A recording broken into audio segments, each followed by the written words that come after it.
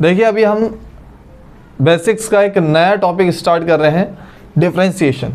ठीक है, ये टॉपिक बहुत इंपॉर्टेंट है फिजिक्स में। ठीक है, डिफरेंशिएशन का ही एक और भाई है इंटीग्रेशन। डिफरेंशिएशन का एक और भाई है इंटीग्रेशन। ठीक है, समझ में आ रही नहीं आ रही बात?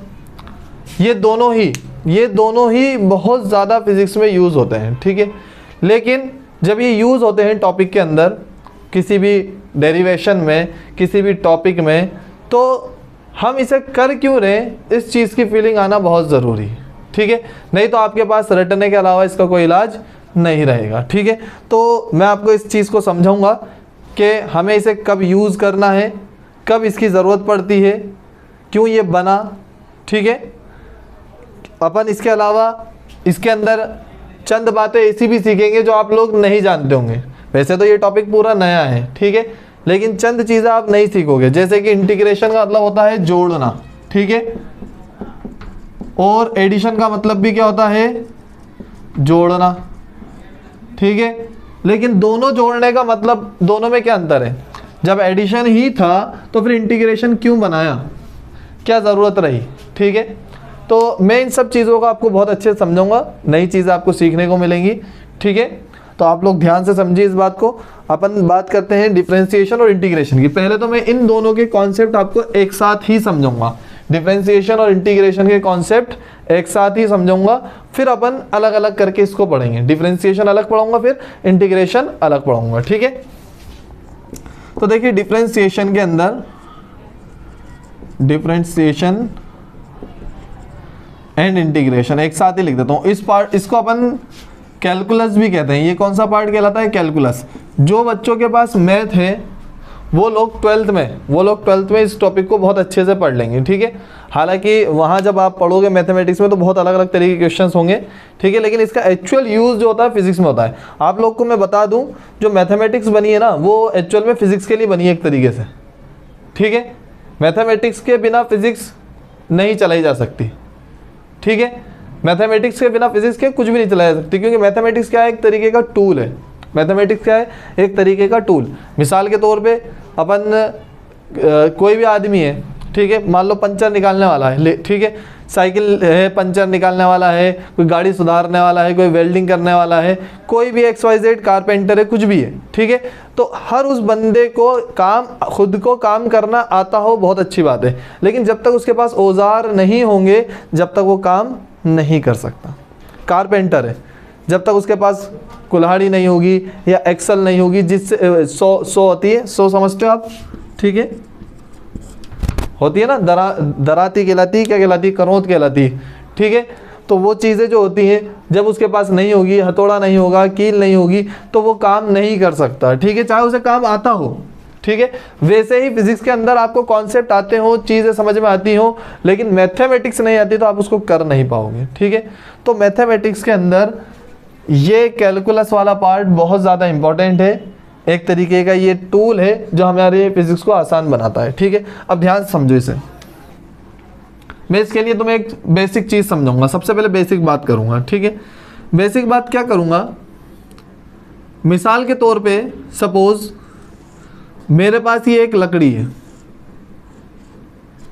ठीक है, और इस लकड़ी को तोड़कर या कैसे भी मैं एक ऐसा शेप बनाना चाहता हूं।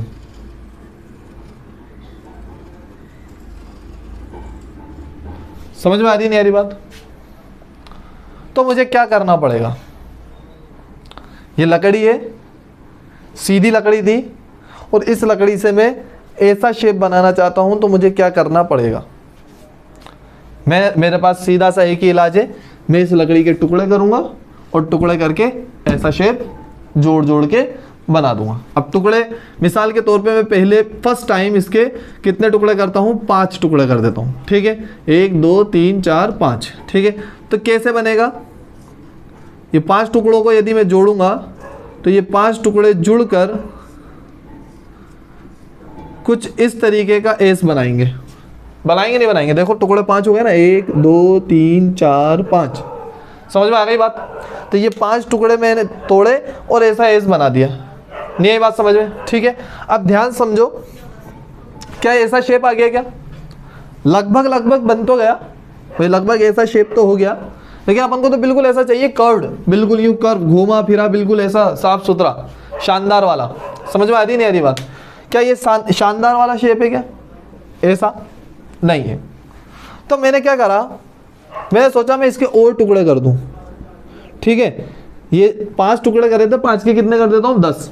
एक टुकड़ा यहाँ से तोड़ देता हूँ, एक यहाँ से, एक यहाँ से, एक यहाँ से और एक यहाँ से। ठीक है, जब इसके टुकड़े करूंगा तो क्या हुआ, ये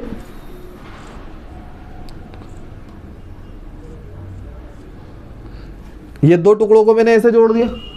ठीक है, अब ऐसे ये वाले 2 टुकड़े, एक टुकड़ा ऐसे और एक टुकड़ा ऐसे जोड़ दिया। ऐसे इस वाले के 2 टुकड़े, तो एक टुकड़ा ऐसे और एक टुकड़ा ऐसे जोड़ दिया। ऐसे 2 टुकड़े ये, तो एक टुकड़ा ऐसे और एक टुकड़ा ऐसे जोड़ दिया। फिर 2 टुकड़े ये, तो एक टुकड़ा ऐसे और एक टुकड़ा ऐसे जोड़ दिया। नहीं आई बात समझ में? तो अब मुझे बताओ, क्या लगभग लगभग ऐसा शेप आया क्या? लगभग लगभग आ गया ऐसा शेप। समझ में आ गई बात? ठीक है, लेकिन एग्जैक्ट नहीं आया अभी भी।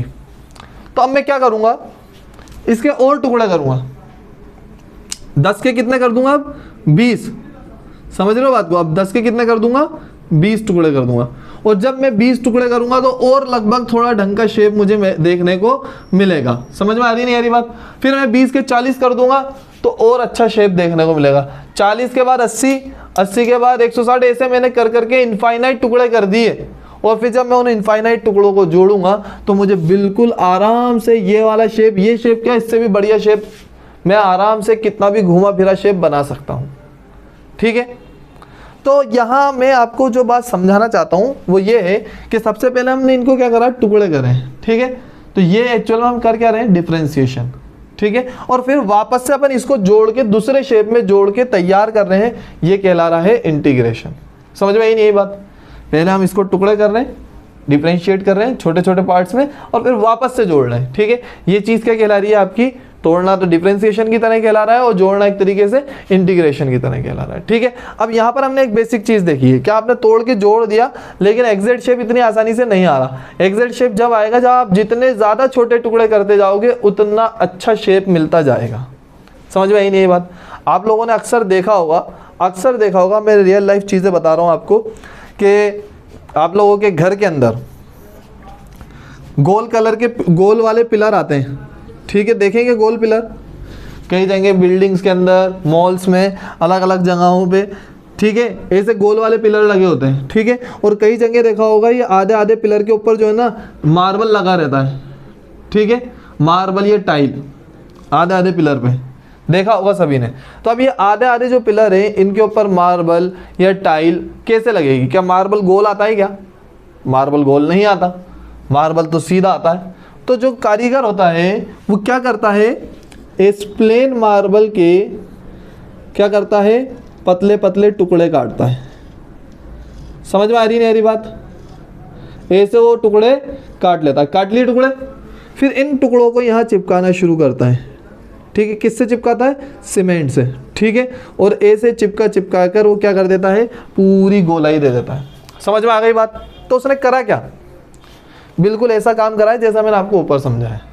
ठीक है, उसने सिंपली टुकड़े करा एक और टुकड़ा करके चिपका दिया। ठीक है, फिर एक टुकड़ा करा फिर चिपका। तो एक्चुअल में फर्स्ट क्या करा उसने, डिफरेंशिएशन, और बाद में उसने क्या कर दिया, उसको जोड़ के इंटीग्रेशन कर दिया। ठीक है, अभी मैं आपको मैथमेटिक्स में नहीं लेकर जा रहा कि मैथमेटिक्स के हिसाब से डिफरेंशिएशन क्या, इंटीग्रेशन क्या। अभी सिर्फ मैं समझा रहा हूँ आपको बेसिक बिल्कुल कि क्या है इसका कारण, क्यों हम टुकड़े कर रहे हैं, क्यों डिफरेंशिएशन कर रहे हैं, क्यों इंटीग्रेशन कर रहे हैं। ठीक है, कैप देना इसका।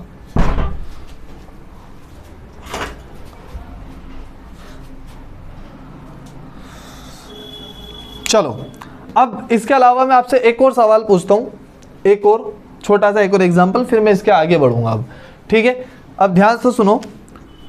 आप लोगों ने देखा होगा, आप लोग का जो घर है उस घर में जो गेट लगा रहता है, उस गेट के यहाँ पर एक चौखट लगी रहती है। चौखट जानते हो ना आप, जिसमें लकड़ी का गेट या लोहे का गेट फिट होता है। ठीक है, इस तरीके की चौखट होती है। ठीक है, फिर इसके ऊपर क्या लगा रहता है, एक जो है वेंटिलेशन के लिए एक अपन एक और जगह खाली छोड़ते हैं। ठीक है, समझ रहे हो बात को? ऐसा कुछ होता है। भाई यहाँ पर तो आप जो है जाली लगा देते हो हवा आने जाने के लिए, ठीक है, और यहाँ लोहे का गेट फिट कर देते हो, ठीक है। और ये वाली कहलाती है चौखट। आप लोगों के वहाँ पता नहीं अलग अलग कहलाती हो, आप लोग अलग अलग बोलते हो, लेकिन ये चौखट कहलाती है, देख लेना आप लोग गेट के अंदर, ठीक है। अब मान लो कोई हम ऐसा गेट बनाते हैं, ठीक है, जिसका ऊपर का वेंटिलेशन का पार्ट ऐसा हो। देखा होगा आपने ऐसे भी खिड़कियाँ देखी होंगी, या फिर खिड़की के अलावा आप लोगों ने जो है गेट भी देखे होंगे इस तरीके के डिज़ाइन वाले, ठीक है, कि यहाँ तो गेट लगा रहता है, ठीक है, और यहाँ क्या होता है वेंटिलेशन, वेंटिलेशन कह दो या कुछ भी कह दो, ठीक है, मतलब एयर आने जाने करने के लिए, जिसे अपन नॉर्मल भाषा में रोशनदान कहते हैं, ठीक है। समझ में आ रही नहीं आ रही बात? अब ये जो है इस तरीके का शेप बनाने के लिए क्या करोगे, आपके पास जो मान लो ये जो ये ऊपर का जो ये दिख रहा है चौखट, ये कैसी है सीधी, ठीक है, और आप चाहते हो ऐसी चौखट बनाना, तो आप क्या करोगे, आप सिंपली इसके 2 टुकड़े करोगे, ये 2 टुकड़े कर दिए, ठीक है। जब 2 टुकड़े करे आपने, तो आप अभी किस तरीके का वेंटिलेशन बना सकते हो, ऐसा। यही बात समझो, अरे इसको यूं जोड़ दोगे ना, अभी ऐसा बन जाएगा। तो अपन लगभग ऐसा शेप अचीव करने के करीब है, अभी अचीव करा नहीं ऐसा, लेकिन लगभग कर सकते हैं। फिर मैं क्या करूँगा, इनके और 2 टुकड़े कर दूंगा। तो जब मैं और 2 टुकड़े कर दिए मैंने इनके, तो क्या होगा, ये कुछ ऐसा हो जाएगा, होगा नहीं होगा, फिर लगभग अपन पहुंचे इसके करीब। फिर मैंने और टुकड़े कर दिए, ये लो और टुकड़े, जब और टुकड़े कर दूंगा तो ये हो सकता है बिल्कुल ऐसा शेप अचीव कर ले, बिल्कुल ऐसा तो नहीं, लेकिन हाँ लगभग लगभग ऐसा शेप अचीव कर लेगा। और जितने ज़्यादा छोटे टुकड़े करूँगा उतना अच्छे से ये गोल शेप बनेगा। तो आप लोग को अगर याद हो, जो सबसे छोटा टुकड़ा, अब ये जो बनती है ना चौखट, ये पत्थर की भी बनती है, बनाने वाले पत्थर की भी बनाते हैं और सीमेंट की भी बनाते हैं। तो अब मुझे बताओ, सीमेंट जो है अपने आप में बहुत छोटा कण है या नहीं? उस छोटे छोटे कण को मिलाकर ऐसा शेप दे देते हैं। मान लो सीमेंट इतने बड़े बड़े जो है पत्थर की तरह होती, ठीक है, या इतने बड़े बड़े टुकड़ों की होती, तो ऐसा शेप बन जाता क्या? नहीं बनता। तो हम बिल्कुल छोटी शेप की क्या लेते हैं, बिल्कुल छोटे शेप की चीज़ लेते हैं, जिसको अपन किसी भी तरीके से ढाल सकें। आई बात समझ में? नहीं आई बात समझ में? आ गई, सभी को आ गई होगी मेरे ख्याल से, ठीक है। अब मैं इसका एक और एग्जाम्पल आपको दे रहा हूँ, जर्नल एग्जाम्पल, बहुत अच्छा एग्जाम्पल है, आप लोग को समझ में आएगा, ठीक है। मिसाल के तौर पे पहले के ज़माने में क्या हुआ करता था, जो छतें डाला करते थे, ठीक है, आप लोगों ने देखी होंगी, आप लोग के घर में अगर पुराने ज़माने के बने हुए हैं, या पहले के घर तोड़ के आपने नया बनाया होगा दोबारा, तो उसमें क्या हुआ करता था, छत के ऊपर पट्टियाँ डाला करती थी, ठीक है।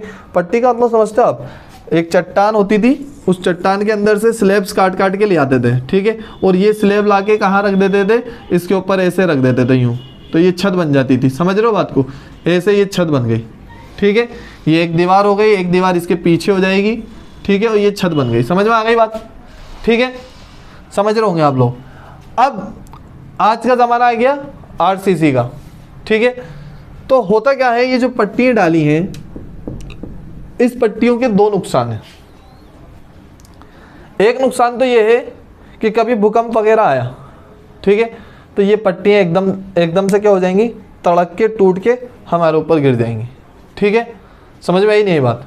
स्लैब ही तो है, ठीक है, तो एकदम टूट के गिर जाएगी।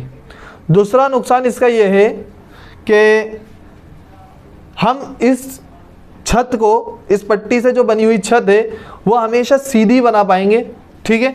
मान लो मैं कोई डिज़ाइन वाली बिल्डिंग बनाना चाहता हूँ और उसमें मैं कुछ छत ऐसी डालना चाहता हूँ, यूँ इस तरीके की, ठीक है, इस शेप की छत डालना चाहता हूँ, मान लो यूँ ऐसी छत डालना चाहता हूँ डिज़ाइन वाली, मैं कोई डिज़ाइन वाली बिल्डिंग बना रहा हूँ एक, जिसमें छत ऐसी डालना चाहता हूँ मैं यूँ, ठीक है। समझ में आई नहीं ये बात? तो मैं इससे कभी भी नहीं डाल सकता ऐसी छत। समझ में आ रही नहीं आ रही बात? क्यों नहीं डाल सकता? क्योंकि इसकी फिक्स चौड़ाई होती है, ठीक है, लगभग 1.5 फुट के आसपास, 1 फुट 1.5 फुट के आसपास होती है। हम क्या करते हैं उसको, अगर मैं ऐसी छत इससे बनाना चाहूँ स्लैब से, मतलब इन पट्टियों से, तो कैसे बनेगी, एक पट्टी यूँ लग जाएगी इस तरीके से, पट्टी यूँ लगेंगी, फिर एक पट्टी यूँ लगेगी, एक पट्टी यूँ, एक पट्टी यूँ और एक पट्टी यूँ, ऐसा शेप बनेगा। और अगर मैं इसके टुकड़े करता हूँ, ठीक है, इसके टुकड़े करके ऐसी गोलाई करना चाहूँ तो पट्टी कमज़ोर हो जाएगी, ठीक है। पतली पतली, जितना पतली करके जोड़ेंगे ना उतनी कमज़ोर हो जाएगी और फिर हमारी छत में मजबूती नहीं आएगी, ठीक है। तो ये दो नुकसान है। तो फिर बाद में और लोगों ने दिमाग लगाया, इंजीनियर्स ने, इन्होंने दिमाग लगाया और दिमाग लगा के उन्होंने सोचा कि क्यों ना हम इन पट्टियों के और छोटे टुकड़े कर दें। जब हम उन पट्टियों के छोटे टुकड़े कर देंगे तो हमें क्या मिलेगी, ज़्यादा एक्यूरेसी। मैं आपको पीछे जो बिना भी डायग्राम समझा उनमें यही बात समझाता हुआ आ रहा हूँ आपको कि जितने ज़्यादा छोटा करेंगे हम उतना ज़्यादा एक्यूरेसी मिलेगा हमें। समझ में आ रही नहीं आ रही बात, ठीक है। तो इन्होंने क्या करा, इस पट्टी को तोड़ा और तोड़ के और छोटा छोटा करके क्या बना दिया, कंक्रीट, ठीक है। आप लोग जानते होंगे कंक्रीट, जब कभी छत डलती है, गिट्टी जिसे कहते हैं आमतौर पे कि गिट्टी लेकर आओ, ठीक है, 2 ट्रॉली गिट्टी, 3 ट्रॉली गिट्टी लगेगी, ठीक है। तो वो इतनी इतनी सी गिट्टी होती है, बच्चे खेलते भी हैं उससे, कभी कभी लेकर उससे खेलने लग जाते हैं, ठीक है। तो वो जो गिट्टी आती है वो गिट्टी इस्तेमाल करने लगे, ठीक है। क्यों? क्योंकि हमने उन पट्टियों को तोड़ के ऐसा शेप दे दिया इतना छोटा कि वो शेप हम मनचाहा शेप दें तो अड़चन पैदा नहीं करें, ठीक है। आई बात समझ में? ये वाला शेप तो हमारे अड़चन पैदा कर रहा था, तो हमने इतना छोटा कर दिया उसे, इतना सा गिट्टी बना दिया और अब उस गिट्टी को हम मनचाहा शेप दे सकते हैं, ठीक है। कैसे देंगे? मनचाहा शेप देने के लिए हम उसमें मिला देंगे सीमेंट, और सीमेंट मिला के हम क्या करेंगे, बिल्कुल ये ऐसा शेप आराम से बना देंगे। तो आपने देखा होगा कई जगह गुंबद बने हुए होते हैं, गुंबद समझते हो ना आप, डॉम टाइप शेप बना रहता है। अपने इंडिया में भी और इंडिया के बाहर भी बहुत अच्छे अलग अलग तरीके की बिल्डिंग्स बनी हुई हैं, अलग अलग तरीके की छत डलती है उनकी, तो वो सारी इसी तरीके से होती हैं। समझ में आ रही नहीं आ रही बात, ठीक है। ये जो मैंने आप लोगों को बात समझाई है, ये एक रियल लाइफ एग्जाम्पल है, ठीक है, डिफ्रेंसिएशन का, इंटीग्रेशन का। कि पहले तो हमने पट्टियों को तोड़ा और तोड़ के क्या कर दिया, छोटा छोटा कर लिया, और फिर वापस से सीमेंट के जरिए हमने उसे क्या कर दिया, जोड़ दिया, ठीक है। फ़ायदा क्या हुआ? फ़ायदा ये हुआ कि हम मनचाहा शेप दे सकते हैं, ठीक है। दूसरी चीज़, इनको लाना ले जाना बहुत भारी होता था, ठीक है, चढ़ाना भी बहुत मुश्किल हुआ करता था, वो इतना मुश्किल नहीं है, ठीक है। इसमें जान का भी रिस्क रहता था, उसमें जान का रिस्क नहीं है। कोई आदमी का हाथ दब गया, पैर दब गया, गिर गई ना तो आदमी ख़त्म था, ठीक है। दूसरी बात, यदि कभी भूकंप आता है तो हम लोग ये इसको जो आरसीसी डालते हैं, ये किस पे डालते हैं, सरिये पे, याद है आप लोग को, ठीक है। तो ये जो सरिया होता है ना, ये थोड़ा लचीला होता है, ठीक है। तो इसमें जो जाली बंदी रहती है ना, ये थोड़ा इस तरीके से यूं ऊंची होने लग जाती है, वाइब्रेट होने लग जाती है, झोल खाने लग जाती है। झोल खाने का मतलब समझ रहे हो आप, ठीक है। इस तरीके से मिसाल के तौर पर ये बुक है, ठीक है, ये आरसीसी मान लो, तो ये ऐसी हो जाएगी, भूकंप आएगा ना तो ये ऐसे होकर यूँ हिलने लग जाएगी। समझ में आ रही नहीं आ रही बात?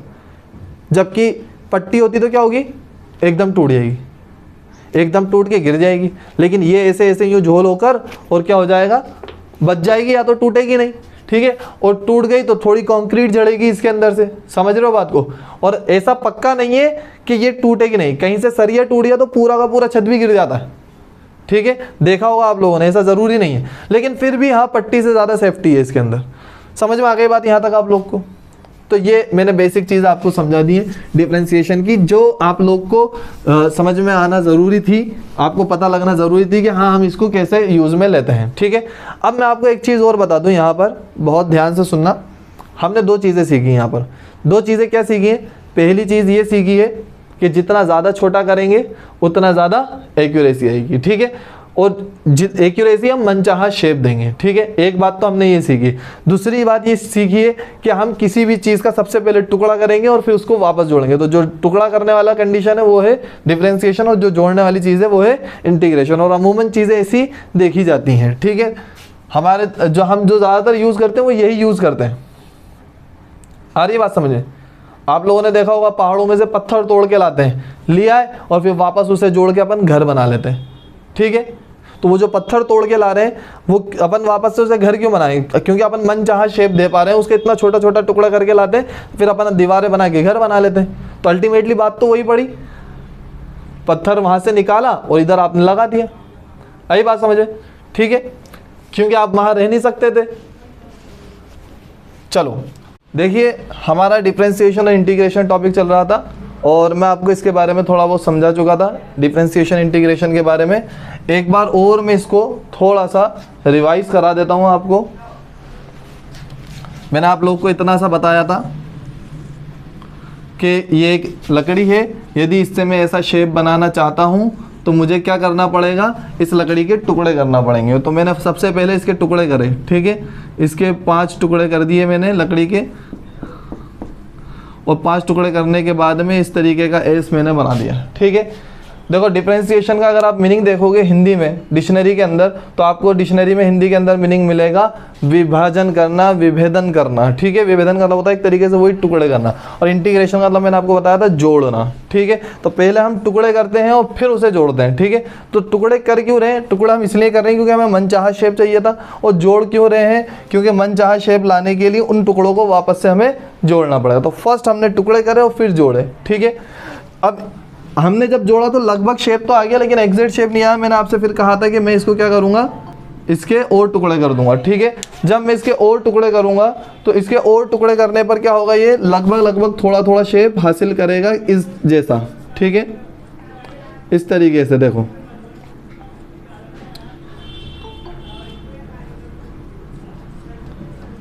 ठीक है, लगभग इस तरीके का शेप ये हासिल कर लेगा। समझ में आ गई बात आपको, ठीक है।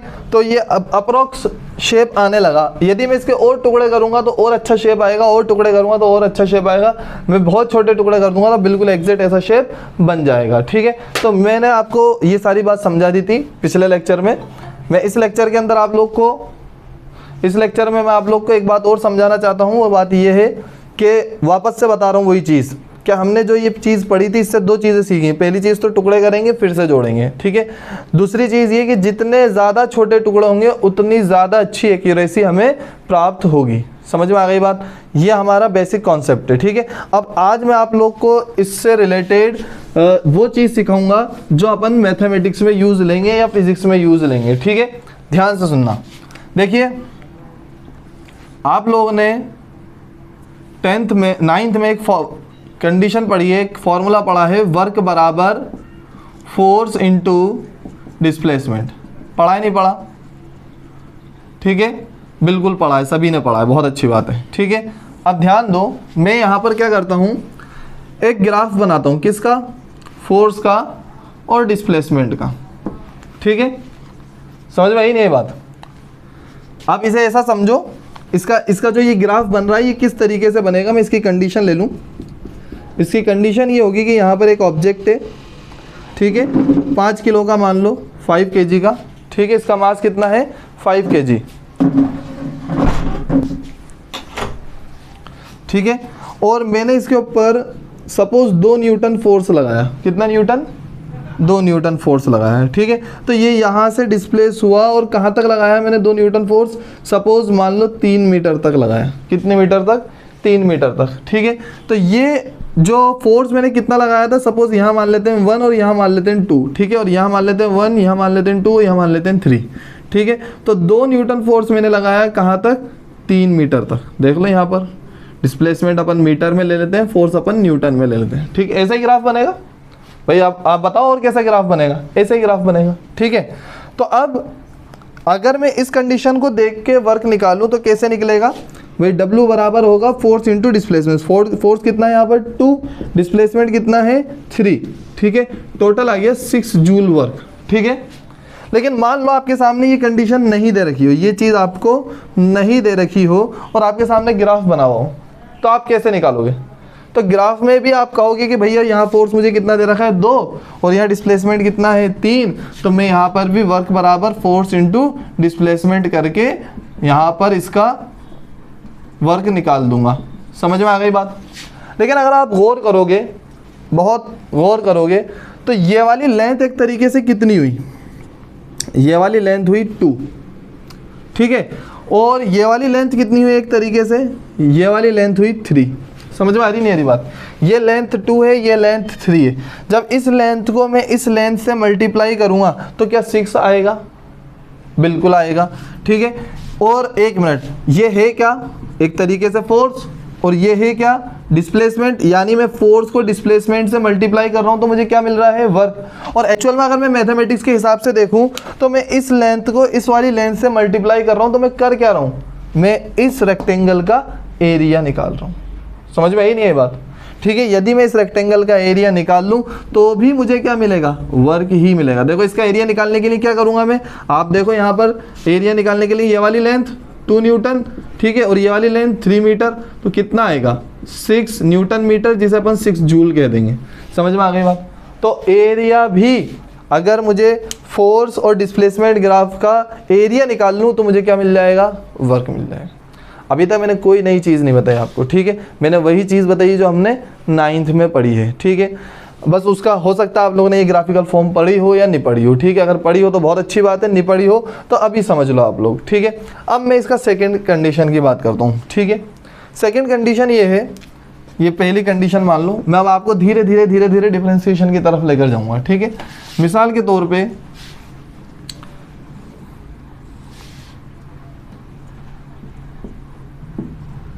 हमारे सामने डिस्प्लेसमेंट को मैं x लिख रहा हूँ, डिस्प्लेसमेंट को x लिख रहा हूँ, फोर्स को f लिख रहा हूँ। हमारे सामने मान लो फोर्स और डिस्प्लेसमेंट का कुछ इस तरीके का ग्राफ सामने आ गया, समझ रहे हो बात को, ठीक है। यहाँ पर मैं नाम दे देता हूँ इसे 1, ये 2, ये 3, ऐसे ये 1, यहाँ पर ये 2, ये 3, ये 4, ये 5, ये 6, समझ रहे हो बात को, ठीक है। यह हमारे सामने इस तरीके का ग्राफ आ गया। अब आप लोग चाहते हो कि इस ग्राफ के द्वारा हम निकालें कितना वर्क हुआ, ठीक है, हम लोग ये चाहते हैं, ठीक है।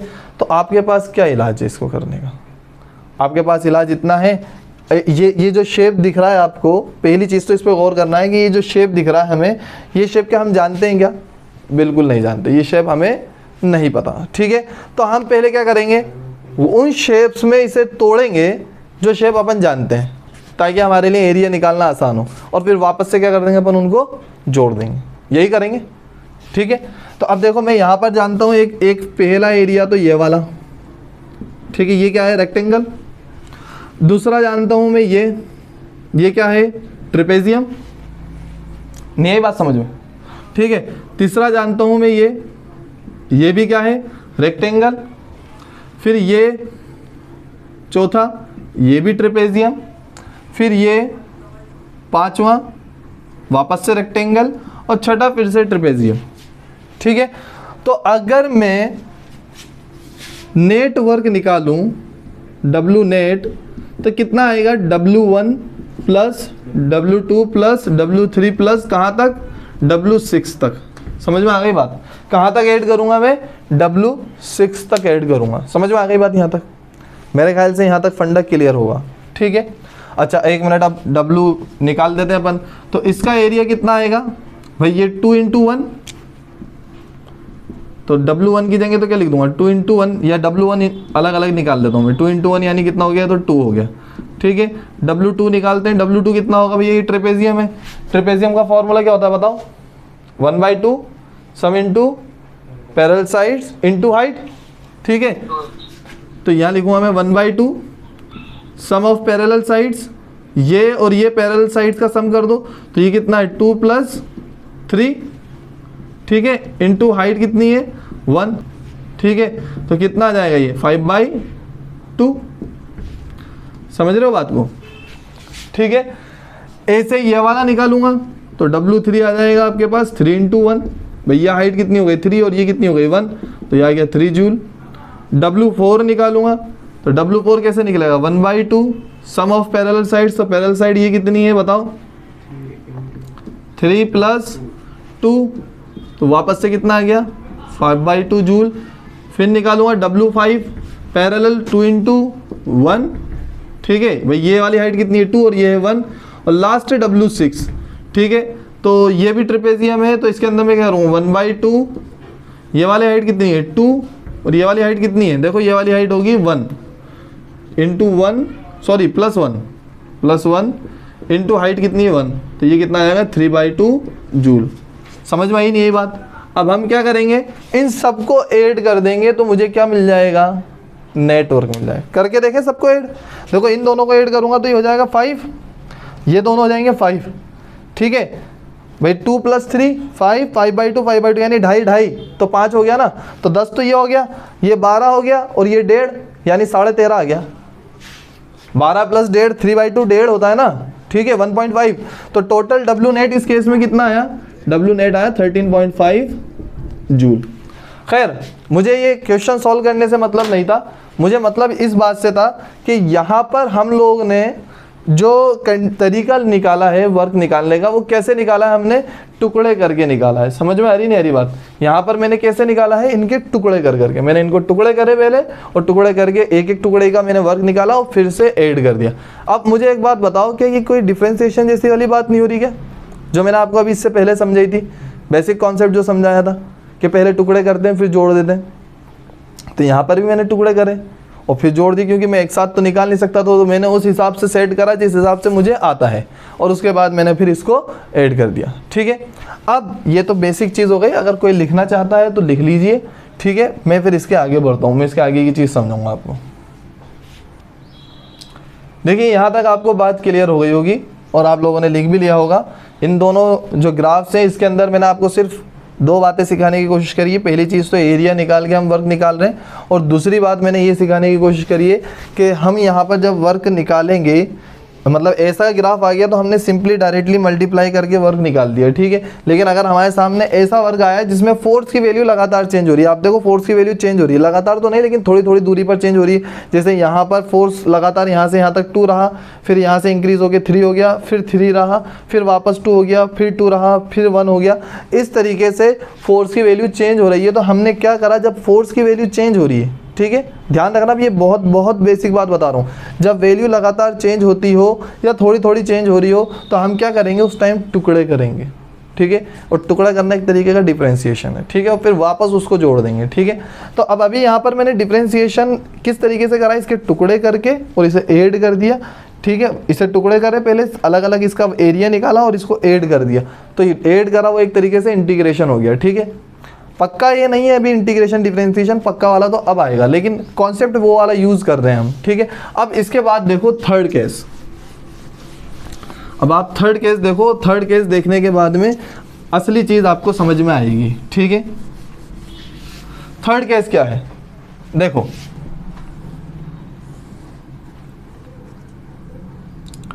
ये रहा फोर्स और ये रहा डिस्प्लेसमेंट।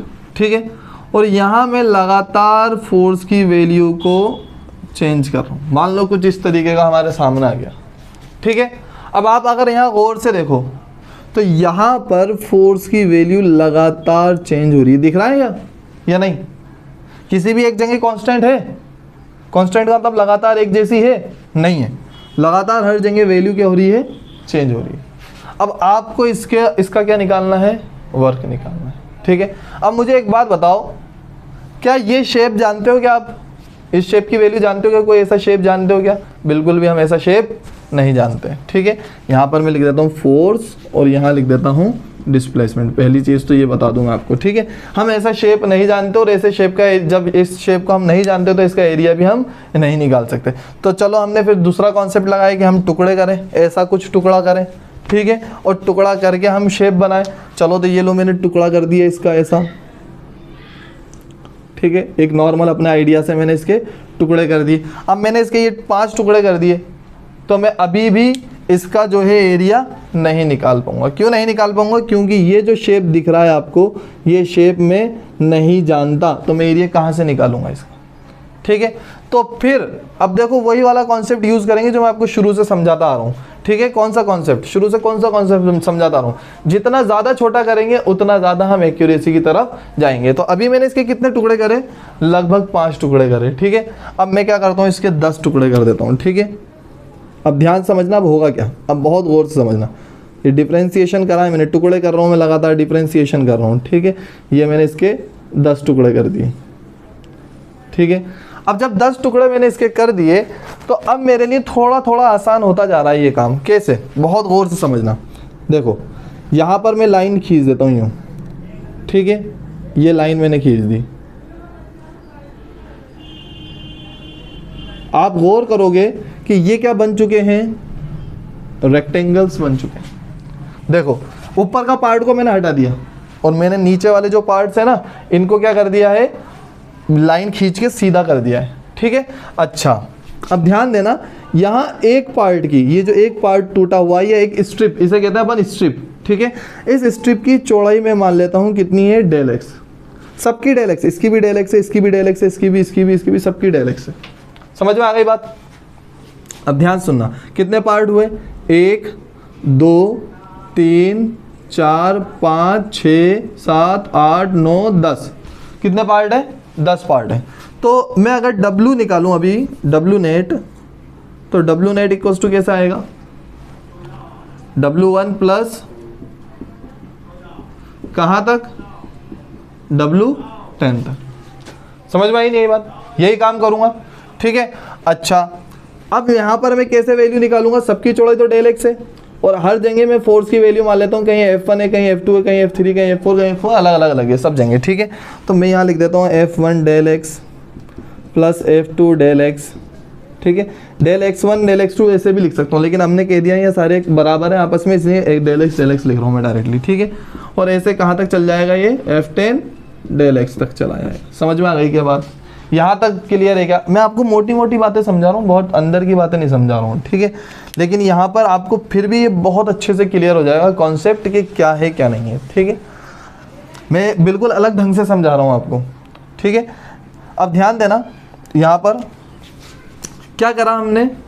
10 टुकड़े कर दिए, और 10 टुकड़े करके हमने इसका लगभग इसका एरिया फाइंड आउट कर लिया है। अब मुझे एक बात का जवाब दो आप लोग, यहाँ पर हमारे पास वर्क निकल गया, क्या पूरे एरिया का वर्क निकल गया क्या?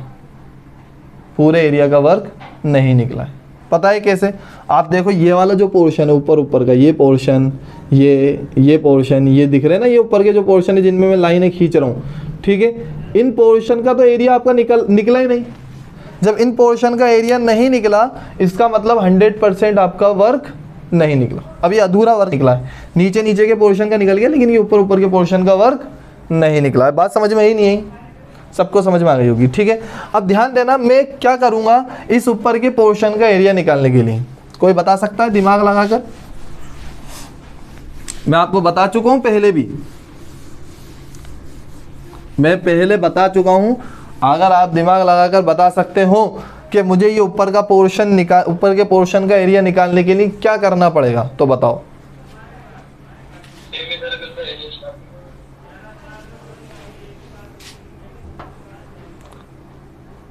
बताओ। माइनस कर देंगे, इसका भी डिफरेंशिएशन कर देंगे, ठीक है। बच्चे अलग अलग जवाब दे रहे हैं, लेकिन आप लोग बेसिक चीज़ पर नहीं जा रहे। जो बेसिक चीज़ है मैं आपको बता दूं क्या करेंगे हम। बेसिक चीज़ ये है कि हम लोग इसके और ज़्यादा छोटे टुकड़े करेंगे, तभी तो ज़्यादा एक्यूरेसी आएगी। क्या बताया था मैंने आप लोग को? बेसिक कॉन्सेप्ट, जितने ज़्यादा छोटे टुकड़े उतनी ज़्यादा एक्यूरेसी। नहीं आई बात समझ में? यही तो बताई थी। अब देखो कैसे ज़्यादा छोटे टुकड़े करने से इस जगह एक्यूरेसी कैसे आएगी वो मैं समझाता हूँ। मिसाल के तौर पे मैं ये वाला पोर्शन जो है, इस पोर्शन को उठा के यहाँ सेपरेटली अलग से बनाता हूँ। देखो ये ऐसा बना हुआ है, ठीक है। जूम करके बना रहा हूँ एक तरीके से, खाली ये 2 5वीं और 6ठी स्ट्रिप को लेकर इधर बना रहा हूँ, ठीक है। जूम करके ये मैंने टुकड़े करे, ये 5वीं और ये 6ठी स्ट्रिप, ठीक है। भयंकर वाला समझ में आएगा आप लोग को, ठीक है। इसलिए बहुत ध्यान समझना।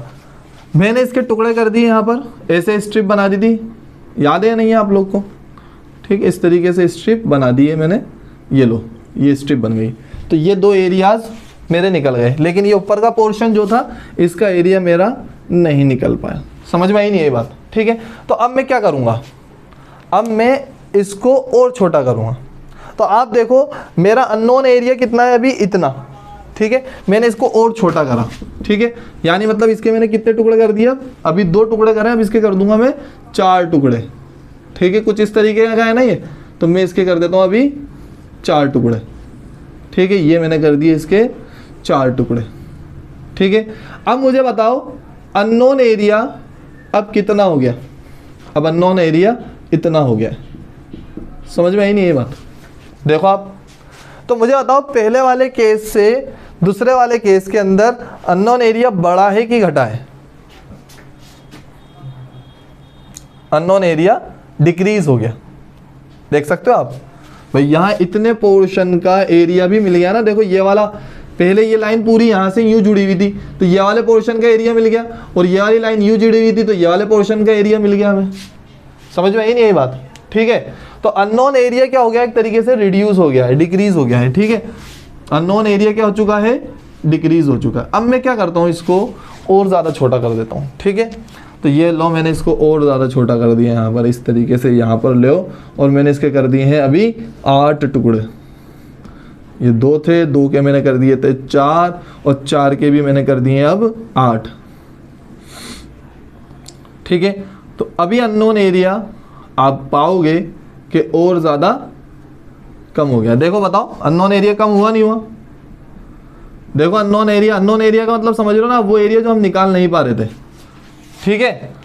तो अननोन एरिया और डिक्रीज हुआ, यानी कहने का मतलब क्या है, देखो वही चीज़ आ रही है जो शुरू में मैंने आपको समझाई थी कि जितना ज़्यादा छोटा करेंगे उतना ज़्यादा आपका एक्यूरेसी आता जाएगा, ठीक है। तो मैं जैसे जैसे इन स्ट्रिप्स को टुकड़े करता जा रहा हूँ और छोटा करता जा रहा हूँ और छोटा करता जा रहा हूँ, ये उतना ज़्यादा एक्यूरेसी की तरफ जाता जा रहा है। समझ में आ रही है क्या बात यहाँ तक?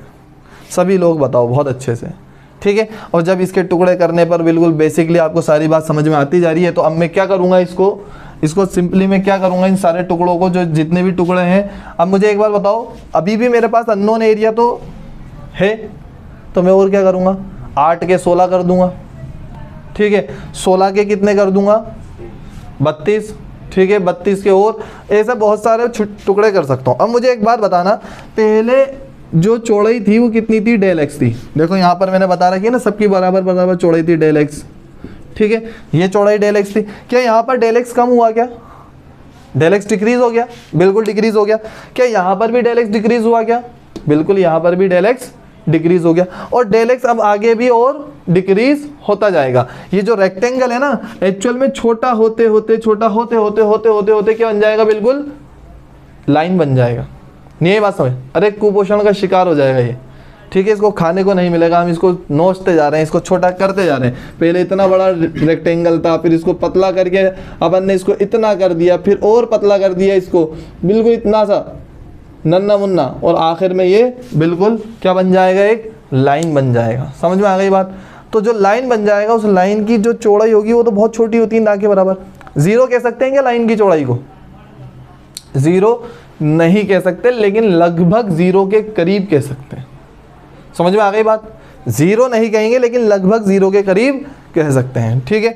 अब मेरे पास अभी थोड़ी जगह की कमी पड़ रही है, तो आप लोग इतना लिखो, मैं इसके बाद आगे की बात समझाता हूँ, ठीक है। अब ध्यान दीजिए, यहाँ तक का मसला हमारे समझ में आ चुका है पूरा, ठीक है। हमने इसके टुकड़े कर लिए थे, छोटे छोटे टुकड़े हो गए थे, यानी अब अभी तो 10 टुकड़े थे, लेकिन अब ये 10 टुकड़े नहीं रहेंगे, ये कितने हो जाएंगे, इनफाइनाइट टुकड़े हो जाएंगे, ठीक है। यानी अब इस केस के अंदर ध्यान से समझना, बहुत ध्यान समझना, ठीक है।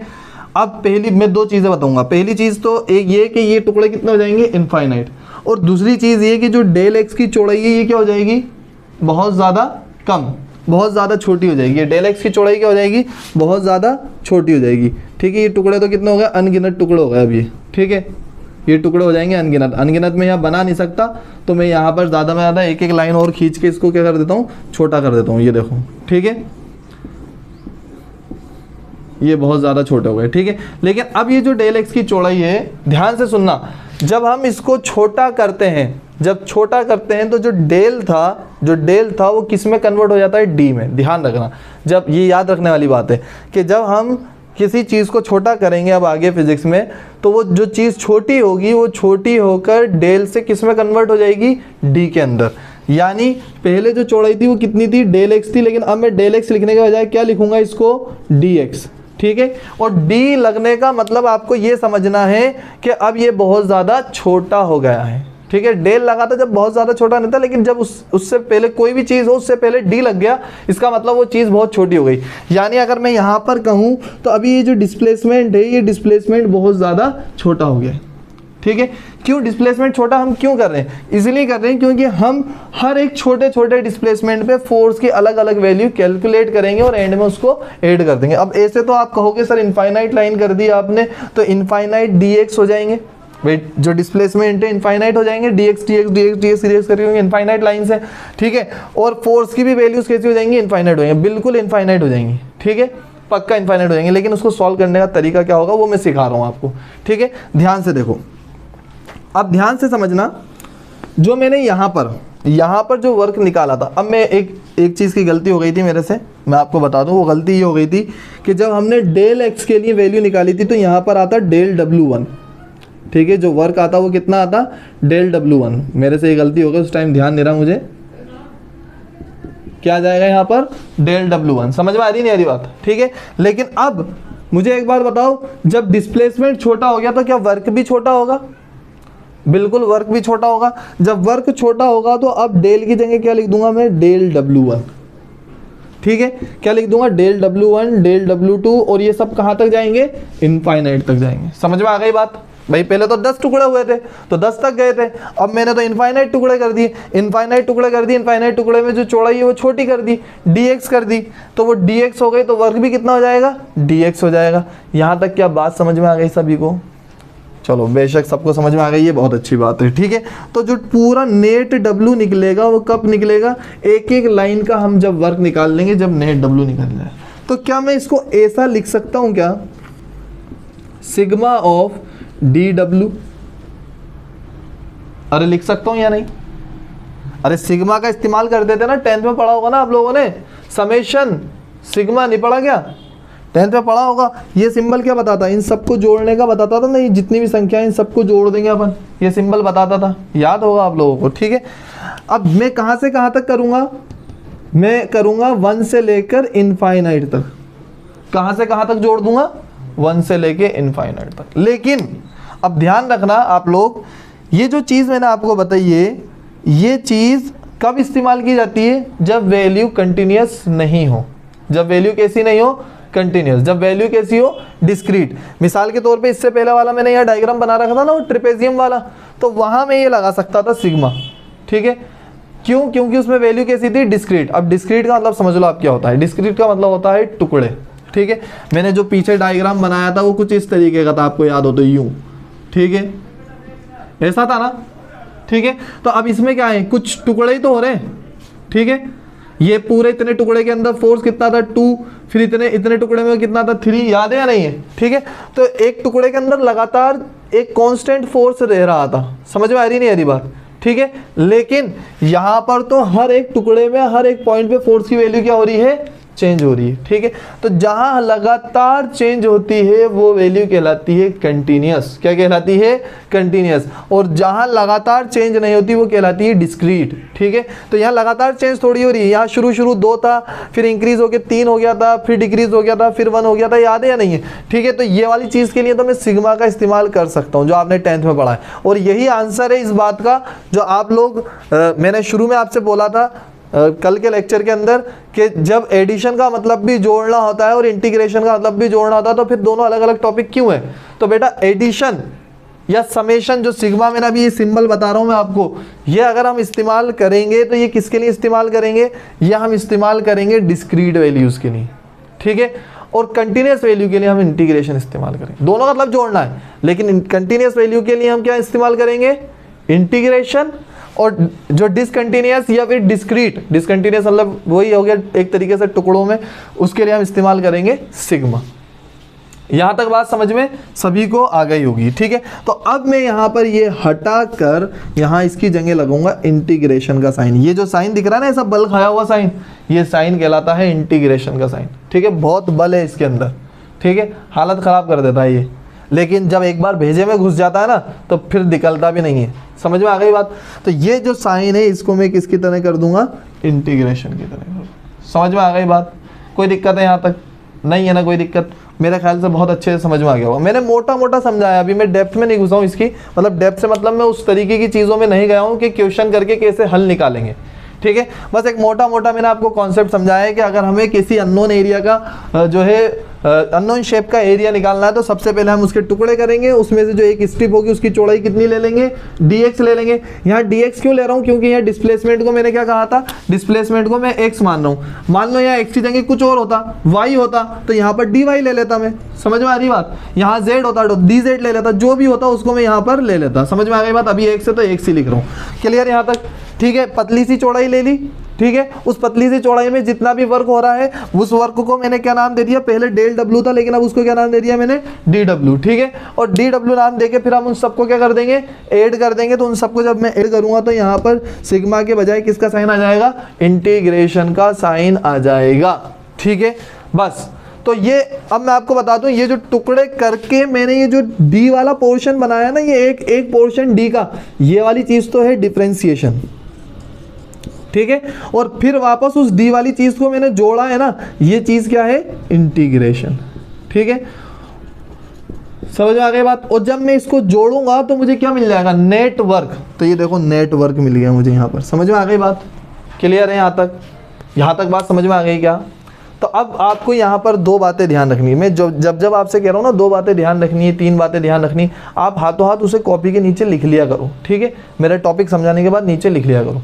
वो बात क्या है, वो बात ये है, पहली चीज़ तो कि यहाँ पर हम लोग कब इंटीग्रेशन और डिफरेंशिएशन के बारे में सोचेंगे, हम जब सोचेंगे जब वैल्यूज़ में क्या आ रहा होगा, लगातार चेंज आ रहा होगा, ठीक है। यहाँ पर लगातार चेंज आ रहा है तो मेरे दिमाग में घंटी बजना चाहिए कि मुझे अब डिफरेंशिएशन का इस्तेमाल करना पड़ेगा, ठीक है। तो मैंने टुकड़े करे, ठीक है, टुकड़े करके उस टुकड़े इतने पतले कर दूंगा मैं कि वो टुकड़ा कितना हो जाएगा, dx हो जाएगा या dy हो जाएगा, dz हो जाएगा, ठीक है। फिर मैं उन टुकड़ों को वापस से जोड़ूंगा, तो उन टुकड़ों को वापस से जोड़ने पर मैं क्या कर दूंगा, यहाँ पर इंटीग्रेट कर दूंगा। समझ में आ गई बात, ठीक है। यहाँ तक मेरे हिसाब से सभी को क्लियर हो गया होगा फंडा, ठीक है। चलो बहुत अच्छी बात है। तो ये डिफरेंशिएशन का मैंने आपको कॉन्सेप्ट समझा दिया है। इसका एक रियल लाइफ छोटा सा आपको एक एग्जांपल मैं दे देता हूँ। वो एग्जांपल क्या है, ध्यान से समझो, छोटा सा। वो एग्जांपल ये है, अभी फील आ जाएगा आपको 2 मिनट में। आप लोगों ने बचपन में पढ़ा होगा 9th क्लास में कि ग्रेविटेशनल फोर्स बराबर होता था Gm1m2 अपॉन r स्क्वायर, ठीक है। मतलब डिस्टेंस ज़्यादा होगी तो फोर्स कम होगा और डिस्टेंस कम होगी तो फोर्स ज़्यादा होगा, ठीक है। अब ध्यान से सुनना, यदि लगातार डिस्टेंस चेंज होती रही, यदि लगातार डिस्टेंस इंक्रीज होती रही तो लगातार क्या फोर्स डिक्रीज होता रहेगा। बात ध्यान से सुनना, ठीक है। आप लोगों ने जो बचपन में क्वेश्चन करे हैं वो बचपन में क्वेश्चन ऐसे करेंगे, ये एक m1 है, ये m2 है, इसके बीच की दूरी r है, तो बताओ फोर्स कितना होगा। वैल्यूज पुट कर करा के आप वैल्यू निकाल देते थे, ठीक है। लेकिन अब ऐसे नहीं करना। अब आपसे ऐसा कहा जा रहा है कि ये एक मास है, ठीक है, और लगातार इसकी वैल्यू, इसकी जो डिस्टेंस है हम इसे डिक्रीज करते जा रहे हैं। कोई बंदा इसे धीरे धीरे धीरे धीरे यहाँ से फोर्स लगा के आगे पहुँचाता जा रहा है, ठीक है। लगातार उसकी डिस्टेंस कम होती जा रही है, ठीक है। कैसे भी ये इधर अट्रैक्ट होके आ रहा है या कुछ भी XYZ, या इसके अलावा आप दूसरा फंडा समझो, दूसरा जो आपके खुद के टॉपिक के अंदर है, डेरिवेशन है इसका, कि ये अर्थ है, ठीक है, और अर्थ से यहाँ पर एक पत्थर है या एक ऑब्जेक्ट है, वो लगातार नीचे अर्थ की सरफेस पे आ रहा है। तो आप मुझे बताओ कि फोर्स इंक्रीज होगा लगातार या डिक्रीज होगा। फोर्स लगातार डिक्रीज होगा। डिक्रीज होगा या इंक्रीज होगा, बेटा इंक्रीज होगा। क्यों इंक्रीज होगा, ध्यान देना। ये दूरी कितनी हो गई, अर्थ के और इस मास के बीच की दूरी कितनी हो गई, r। तो मुझे बताओ ये r ऊपर से जब पत्थर नीचे आ रहा होगा, ये पत्थर है या कुछ भी, ये नीचे आएगा तो लगातार क्या होगा, डिस्टेंस कम हो रही है ना, लगातार डिस्टेंस क्या हो रही है, कम, ठीक है। तो लगातार फोर्स क्या होता रहेगा, इंक्रीज होता रहेगा। और लगातार फोर्स इंक्रीज होता रहा तो क्या वर्क भी लगातार इंक्रीज होता रहेगा, क्योंकि वर्क बराबर क्या होता है, फोर्स इंटू डिस्प्लेसमेंट। यही बात समझ में। तो लगातार फोर्स इंक्रीज हो रहा है तो लगातार वर्क भी क्या हो रहा होगा, इंक्रीज हो रहा होगा। समझ में आ गई बात। मतलब वर्क भी चेंज होगा, ठीक है, हर एक पॉइंट के लिए। तो मैं क्या करूंगा, किसी भी एक छोटे से पॉइंट के लिए एक छोटी सी डिस्टेंस लूंगा, वही dx, इसी तरीके से जैसे ये लिया है मैंने, ठीक है भाई। यहाँ पर फोर्स की वैल्यू अलग, यहाँ पे फोर्स की वैल्यू अलग, यहाँ अलग, यहाँ अलग, यहाँ अलग अलग, सब जगह अलग अलग अलग फोर्स की वैल्यू है, ठीक है। तो मैंने एक छोटी सी पॉइंट लिया छोटे से डिस्प्लेसमेंट में, और यहाँ पे फोर्स की वैल्यू को सॉल्व करूंगा, और सॉल्व करके फिर उस छोटे से पार्ट के लिए वर्क निकालूंगा और बाद में उसे इंटीग्रेट कर दूंगा। यहाँ पर भी हमने यही करा है कि यहाँ पर हमने एक छोटे से पार्ट का पहले तो वर्क निकाला है और बाद में फिर उसको इंटीग्रेट कर दिया, बात खत्म। समझ में आ गई बात। अब अभी जितना भी फील आया है बहुत अच्छी बात है, बस मेरे को मेन चीज़ आपको फील ही कराना था कि हाँ कैसे हम इसको सॉल्व करेंगे।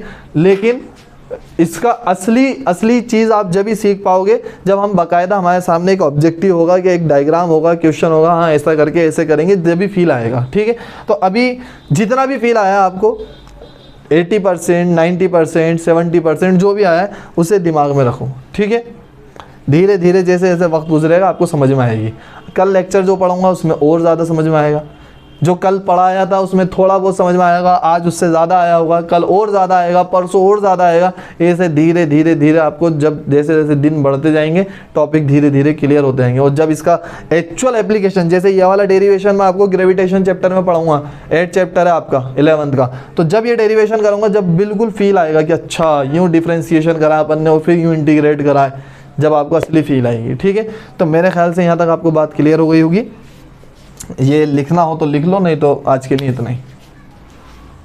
अब ध्यान दीजिए, मैं एक चीज़ और आपको यहाँ बता दूँ, वो ये है कि हमने जब डिफ्रेंसिएशन करा था, टुकड़े करे थे, छोटे छोटे टुकड़े करे थे, तो डेल एक्स को डी एक्स में कन्वर्ट कर दिया। ठीक है, लेकिन मैथमेटिक्स में हम इसके लिए पूरा एक टॉपिक पढ़ते हैं। ठीक है, उस टॉपिक का नाम होता है लिमिट। उस टॉपिक का नाम क्या होता है? लिमिट। ठीक है, समझ रहे हो आप बात को? मैंने ये वाला एग्जाम्पल आपको समझाया, ठीक है, ये वाला एक एग्जाम्पल समझाया, इससे पहले और एग्जाम्पल समझाए।